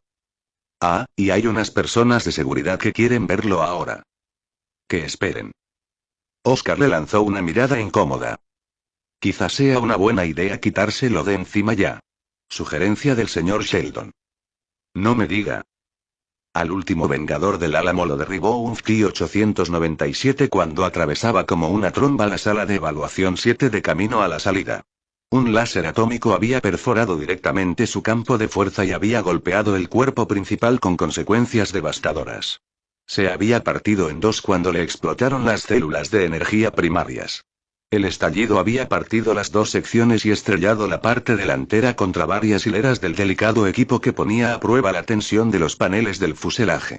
La parte trasera, más pequeña, se había enterrado en la pared de hormigón, que se había derrumbado de inmediato y había dejado el techo con una falta peligrosa de sujeción. El golpe había arrancado una de las piernas, que se había incrustado en el suelo de hormigón. Un equipo técnico de seguridad del TEC se había pasado la noche entera quitando los aparatos electrónicos de los restos y desconectándolo todo. En cada uno de los elementos parpadeaban pequeños pilotos rojos que confirmaban que el trasto en cuestión estaba inerte y era inofensivo. Había tantos que aquello parecía una especie de extraño desfile chino de monstruos. Paula se paseó sin prisas alrededor de la sección frontal, que estaba volcada, y se agachó para inspeccionar uno de los racimos destrozados de sensores que tenía en la cabeza. El director de la Junta Directiva de Crímenes Graves, Rafael Columbia, se encontraba en medio de la dañada sala de evaluación junto con Mel Rees. Los dos la miraban mientras la detective realizaba su pequeña inspección de la fallecida monstruosidad blindada. Ninguno de los dos parecía muy contento cuando el agua que había dejado el diluvio de los aspersores antiincendios empezó a chorrear de las vigas del techo. Los costosos zapatos de ambos hombres ya estaban hechos una pena tras tener que atravesar todos los charcos. Paula pasó un dedo por la magullada armadura de polialeación y sintió que las finas ampollas de ablación de carbono se desmoronaban como papel antiguo bajo sus uñas. No está mal para ser un arma de 150 años, reconoció. Tuvieron suerte de que el capitán Kime estuviera en órbita para hacerse cargo. Desde luego, dijo Mel Rees. Hubiera preferido que el TEC hubiera tenido más suerte algo antes, le dijo Rafael Columbia al director adjunto. Los cálculos actuales son de 107 personas muertas y otras 18 desaparecidas hasta ahora. Todavía están calculando las pérdidas financieras, pero no bajarán de los 2.000 millones. Y no hemos recibido ninguna advertencia previa. Ninguna en absoluto. Este es el acto de terrorismo criminal más destructivo que hemos vivido en el último siglo. El balance de muertos en los movimientos de secesión nacionalistas se va sumando con el tiempo, pero esto y barrió el paisaje con el brazo, un gesto que abarcaba la destrozada sala. Este fracaso es nuestro. Aquí se está desafiando la credibilidad de la junta directiva, se pone en duda su capacidad de llevar a cabo la tarea designada. No pienso tolerar esta atroz violación de la ley y el orden. Los atraparemos, dijo Mel Rees. No cabe la menor duda. Su división lleva décadas con este caso. Esperaba algo mejor. Paula le dio la espalda al vengador del Álamo. He sido yo la que me he pasado décadas con el caso Johansson, no el director adjunto Rees. Y espero que no esté insinuando que deberíamos haber sido capaces de advertirlo con anterioridad. Paula, y empezó Mel Rees. La detective le lanzó una mirada que lo hizo callar de inmediato. Hay dos motivos para que Bradley Johansson y sus cómplices lleven sueltos tanto tiempo por la Federación. Los recursos que se dedican a rastrear sus pasos y sus actividades son totalmente inadecuados. Esa es una decisión política tomada por usted y sus predecesores, señor Columbia. También recibe ayuda de alguien que está muy bien situado entre la clase dirigente de la Federación. Bobadas, soltó Rafael Columbia. Incluso con unos fondos inadecuados, es imposible que haya podido esquivarme durante más de 130 años. No tiene sentido. Si tratara de pasar desapercibido y llevara una vida de lo más sencilla, lo habría cogido. Pero como dirigente de una organización criminal que está implicada en actos de contrabando continuos que llevan armas a tierra lejana, está expuesto de forma constante a nuestras fuentes y programas de vigilancia. Para evitarlos se requiere un nivel de ayuda considerable. Ese hombre no actúa solo. ¿Se da cuenta de lo que está diciendo? ¿Sabe cuántas administraciones ha habido desde que se fundó ese ridículo movimiento de los guardianes? No hay ni una sola que estuviera dispuesta a proporcionarle ningún tipo de apoyo, encubierto o de cualquier otro tipo, y mucho menos todas ellas. Las administraciones cambian, los grupos de poder no. No pienso quedarme aquí a escuchar que formo parte de una operación de encubrimiento de corruptos.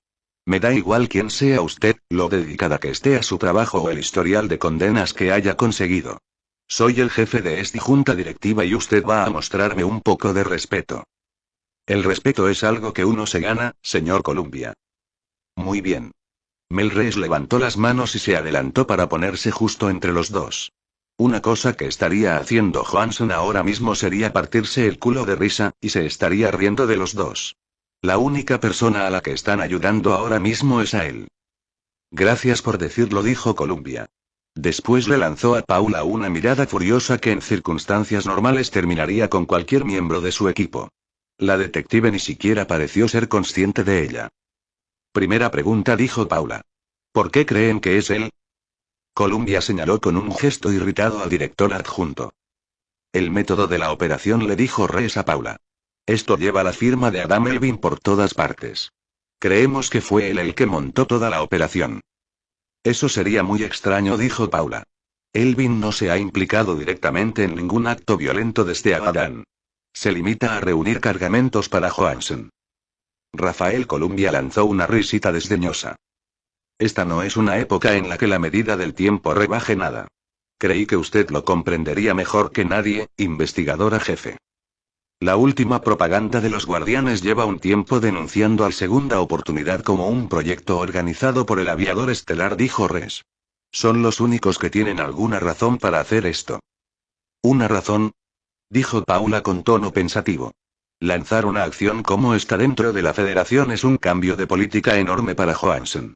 ¿Quién sabe cómo funciona esa mente perturbada? Dijo Rafael Columbia. No está perturbado, contestó Paula. Es un iluso, desde luego, pero no cometa el error de creer que no es capaz de pensar de forma racional. Rafael Columbia señaló el cuerpo arrugado y ennegrecido del Vengador del Álamo. ¿Llama a eso racional? Estamos a solo un par de cientos de metros de la salida, y los otros dos llegaron hasta allí. Y luego estuvo el asalto cinético contra la plataforma de montaje. Estuvieron a punto de conseguirlo. Yo lo llamaría bastante inteligente. Piense lo que piense de él, y yo pienso peor de él que la mayoría, no es estúpido. Si está detrás de todo esto, es que está pasando algo nuevo. ¿Es posible que el Marie Celeste procediera del Paradison? Muy poco probable, dijo Wilson. Saludó con un gesto respetuoso a Rafael Columbia mientras atravesaba el suelo mojado de la sala de evaluación. Paula mío, es un honor. He estudiado muchos de sus casos. Capitán. Hemos comentado la posibilidad de que existiera un vínculo entre el Dyson Alpha y el Marie Celeste con el director del Instituto de Investigación de Tierra Lejana, dijo Wilson. Él dice que no existe y yo me inclino por creerle. Una negativa oficial es un respaldo certificado para los teóricos de la conspiración, dijo Paula. Sobre todo si lo firma el director del instituto. Sabemos que Johansson cree que hay un vínculo. Ese es su problema. Paula le dedicó una grave sonrisa. Y ahora también el suyo, capitán. Quiero que lo detengan, dijo Rafael Columbia. El director adjunto Rees me ha asegurado que es usted la mejor, de hecho, la única persona que puede hacerse cargo de este caso. ¿Está de acuerdo con esa valoración? Desde luego tengo la experiencia necesaria, dijo Paula. Lo que necesito para encontrarlo de una vez es tener a mi disposición toda la cooperación y los recursos de la junta directiva. Desde este mismo instante los tiene. Lo que haga falta. Puede formar su propio equipo, llévese a quien quiera, da igual en qué estén trabajando. Esto tiene prioridad absoluta. Muy bien, empezaré con mis colegas habituales y seguiré a partir de ahí a medida que se abran líneas de investigación. Lo primero que necesito de usted, señor Columbia, es cobertura política. La seguridad del TEC querrá convertir esto en su misión. Por favor, hable con el señor Sheldon y que no intervenga. Le señalaré al TEC las implicaciones jurisdiccionales, dijo Rafael Columbia, que hizo caso omiso de la carcajada callada que procedía de Wilson. Gracias. Y ahora, ¿cómo se mete de contrabando en un planeta a 3 Vengadores del Álamo en perfecto estado de funcionamiento? No los metieron de contrabando, dijo Rees. Según los archivos de exportación, eran reliquias neutralizadas de camino a un nuevo museo de aquí, de Ansum. Era un envío legal. ¿Un museo nuevo? Eso es. El terreno existe, la compraron hace 3 meses y hay una empresa registrada que la controla. Pero todavía no hay ningún edificio, ni siquiera planes. La compañía tiene unos cuantos miles de dólares de Ansum en su cuenta, pero los transfirieron de otra de un solo uso de Vidar. Imposible de rastrear, o al menos muy difícil. Ah, dijo Paula, satisfecha. Sí, eso sí que se parece a la firma de Elvin. Desde luego. Los Vengadores del Álamo se compraron de forma legítima a un distribuidor una semana después de que se registrara la empresa del museo. Por aquel entonces no eran más que restos, en realidad. Se han pasado este ínterin siendo restaurados en la República Democrática de Nueva Alemania, querían realizar una muestra estándar.